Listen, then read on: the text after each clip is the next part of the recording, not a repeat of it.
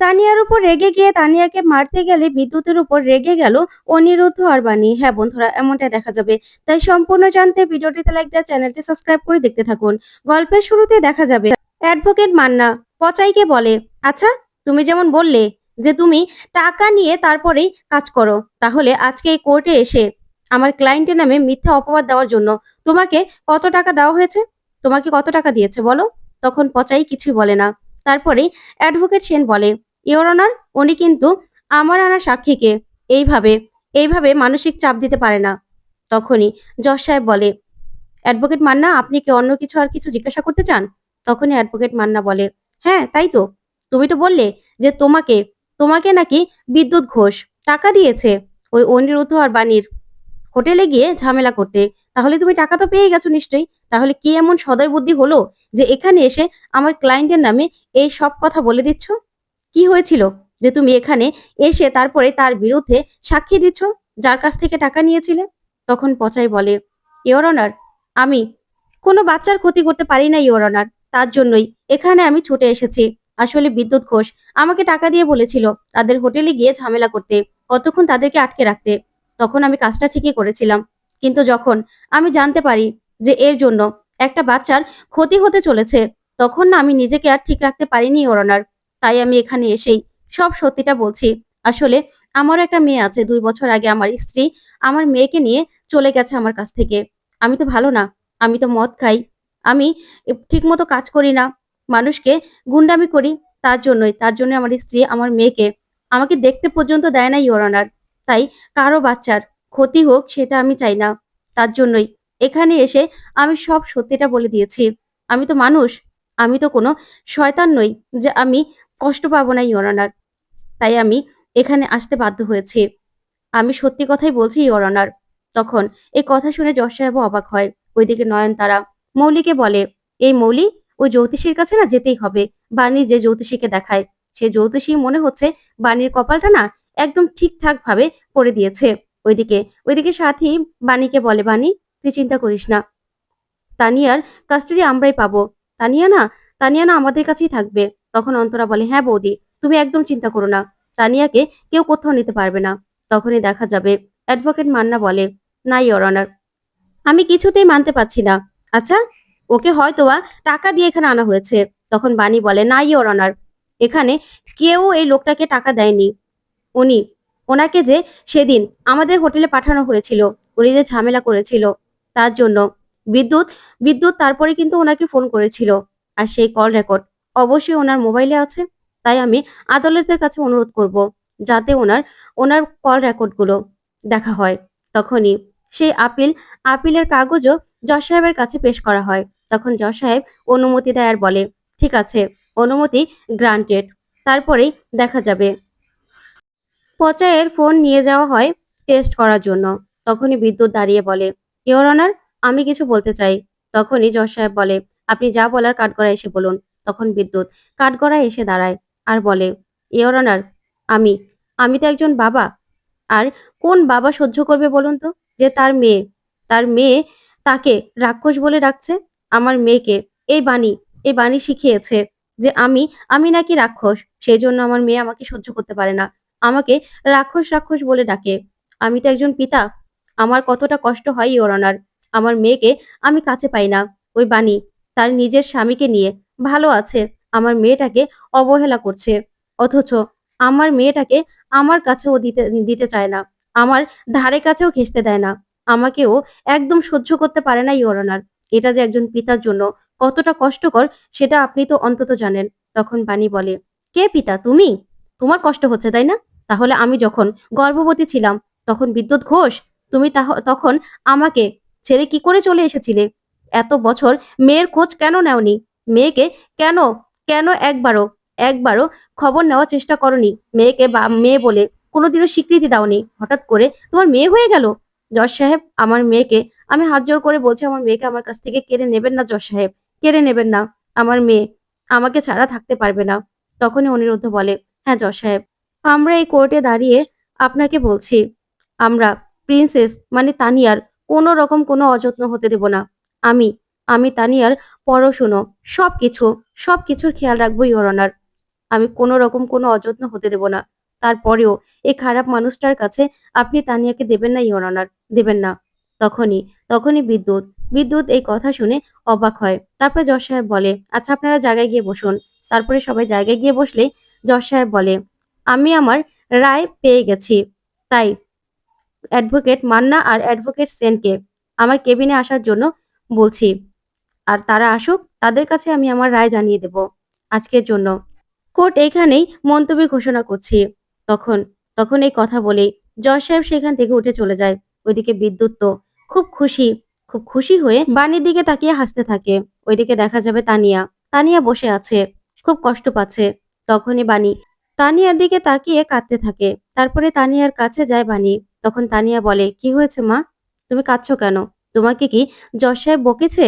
তখন তানিয়ার কথা শুনে বাণী চমকে যায়। তারপরে বাণী বলে, "না মাম্মাম, আমাকে কেউ কিছু বলেনি।" তখন অনিরুদ্ধ বলে, "না প্রিন্সেস, তোমার মাকে কেউ বকেনি। তোমার মায়ের এমনি এমনি তোমার জন্য কষ্ট হচ্ছে। তুমি চিন্তা করো না। তোমার তোমার মা আর কাঁদবে না।" তারপরেই বিদ্যুতের মা বলে, "আচ্ছা বেয়ান, কি হলো ভিতরে? কি হলো বলুন না?"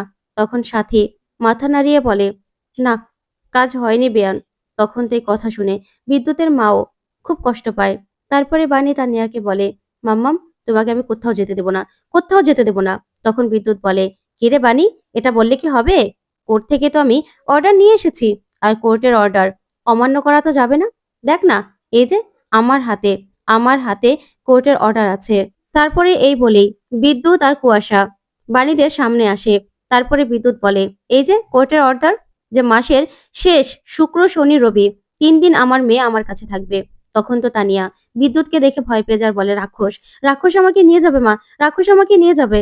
এই বলে বাণীকে জড়িয়ে ধরে। তখন বিদ্যুৎ বলে, "আমার মেয়েকে আমার কাছে তো পাঠাতেই হবে।" তখন তখন বিদ্যুতের মাও খুব কষ্ট পায়। তখন বিদ্যুৎ বলে, "শোন, আমার মেয়েকে আমার মেয়েকে কতদিন আর নিজের কাছে রাখবি? এবার তো আমার মেয়ে আমার কাছে থাকবেই।"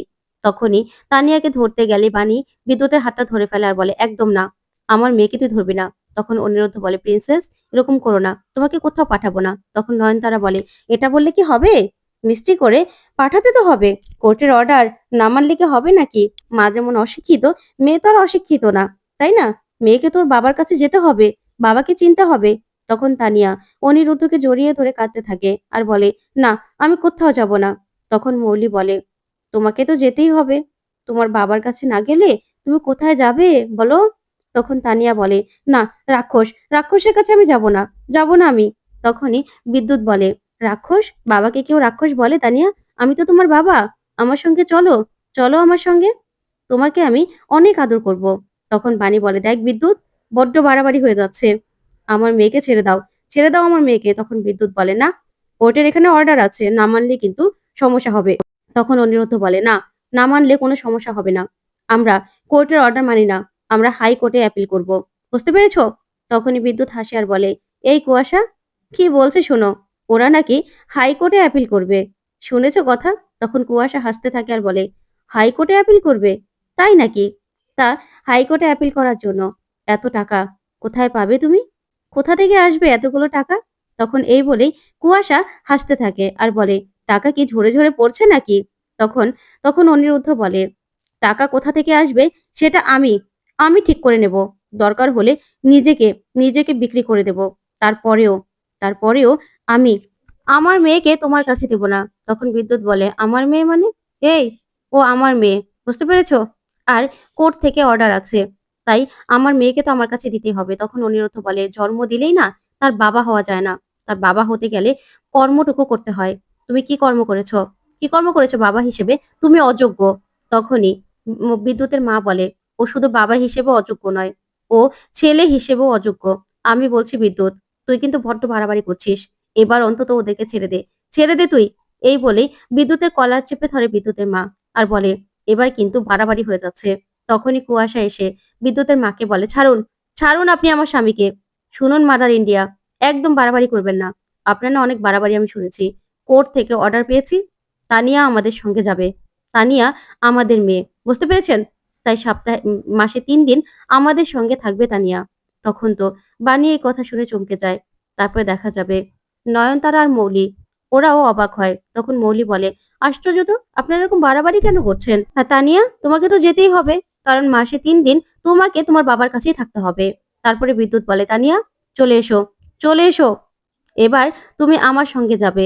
তখন বিদ্যুতের মা চমকে যায়। তখন বিদ্যুৎ বলে, এবার তো আমি তানিয়াকে নিয়ে যাব। তখন কুয়াশা বলে, তানিয়া চলো, তোমাকে আমি অনেক জামা কাপড় কিনে দেবো, তারপর অনেক মেকআপ কিনে দেবো, আমরা দুজন মেকআপ করবো আর ভিডিও বানাবো, বুঝতে পেরেছো? তখন তানিয়া বলে, না আমার কিচ্ছু চাই না, না আমার মেকআপ চাই, না আমার জামা কাপড় চাই, আমার কিচ্ছু চাই না, আমি শুধু মায়ের কাছে থাকবো। তখন কুয়াশা বলে, আমিও তো তোমার আরেকটা মা, আমিও তো তোমার মা, চলো আমার সঙ্গে চলো। তখন তানিয়া বলে, না আমি রাক্ষসের সঙ্গে যাব না।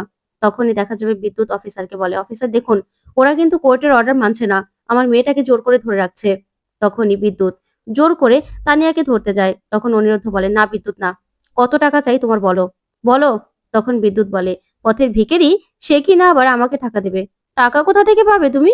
আবার আমাকে বলছো যে যত টাকা চাই আমি দেব, কোথা থেকে টাকা আসবে?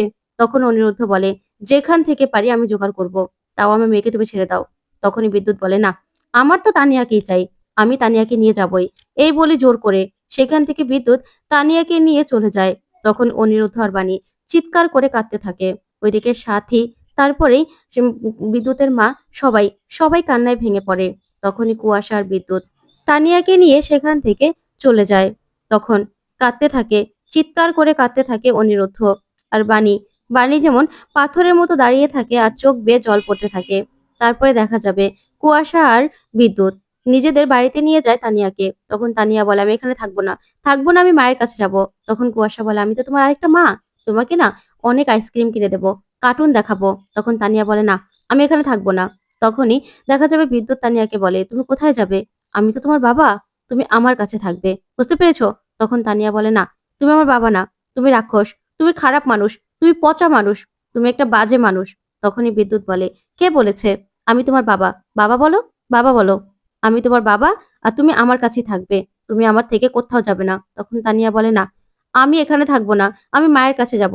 তখনই অনিরুদ্ধ বাণী ছুটতে ছুটতে বিদ্যুতের কাছে আসে। বিদ্যুতের বাড়িতে আসলেই ওইদিকে বিদ্যুৎ দরজাটা লাগিয়ে দেয়। তখন তানিয়া চিৎকার করতে থাকে, মা মা বলে।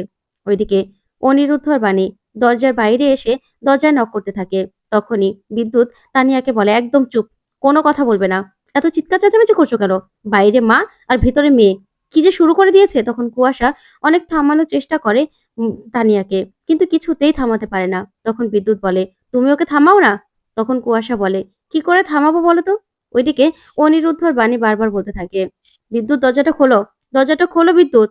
ওইদিকে কুয়াশা তানিয়াকে বলে, আচ্ছা কার্টুন দেখবে? তখন কার্টুন দেখার জন্য মোবাইল দিলে তানিয়া মোবাইলটা ছুঁড়ে ফেলে দেয়। তখন কুয়াশা বলে, আচ্ছা গান শুনাই। তারপর বিদ্যুৎ বলে, ওকে নিয়ে ভিতরে যাও, ভিতরে যাও। তারপরেই কুয়াশা তানিয়াকে নিয়ে ভিতরে গেলে বিদ্যুৎ দরজা খুলে আর বলে, এখানে কি চাই, এখানে কি চাই?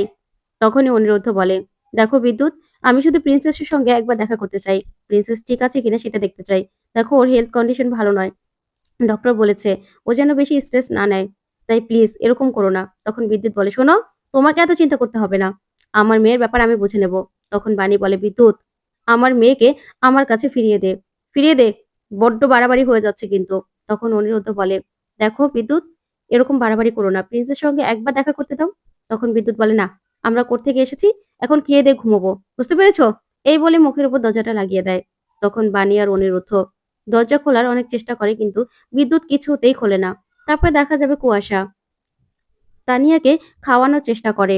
তখন তানিয়া নাজেহাল করে ছেড়ে দেয় কুয়াশাকে আর খাটের নিচে লুকিয়ে পড়ে আর বলে, না আমি বেরোলেই রাক্ষস আসবে। তখনই দেখা যাবে বাণী আর অনিরুদ্ধ দাঁড়িয়ে আছে ঔষধ নিয়ে তানিয়ার। তখন বিদ্যুতের মা আসে আর বলে, বাণী কোনো খবর পেলি? তখন বাণী বলে, না মামুনি, দরজাই তো খুলছে না। তখন বিদ্যুতের মা বলে, আমি তো জানি ও একটা খারাপ মানুষ, ও কখনোই ওর মন গলবে না। আচ্ছা অনিরুদ্ধ, আমাকে ওষুধগুলো দাও, আমি দিয়ে আসছি। এই বলেই বিদ্যুতের মা ওষুধগুলো নিয়ে নেয় আর তখন গিয়ে দরজা নক করতে থাকে আর বলে, বিদ্যুৎ দরজাটা খোল, দরজাটা খোল, আমি ওষুধ নিয়ে এসেছি, দরজা খোল। কিন্তু বিদ্যুৎ কিছুতেই দরজা খুলতে চায় না। তখন বিদ্যুতের মা বলে, দরজাটা খোল, না হলে কিন্তু আমি পুরো পাড়াকে এখন চিৎকার করে ডাকবো, তারপরে দেখবো তোরাও এখানে কি করে থাকিস। এবার কিন্তু বড্ড বাড়াবাড়ি হয়ে যাচ্ছে। তখন বিদ্যুৎ কি বলবে কিছু বুঝতে পারে না। তো বন্ধুরা, কেমন লাগলো আজকের আপডেট, কমেন্ট করে জানাতে ভুলবে না। ধন্যবাদ।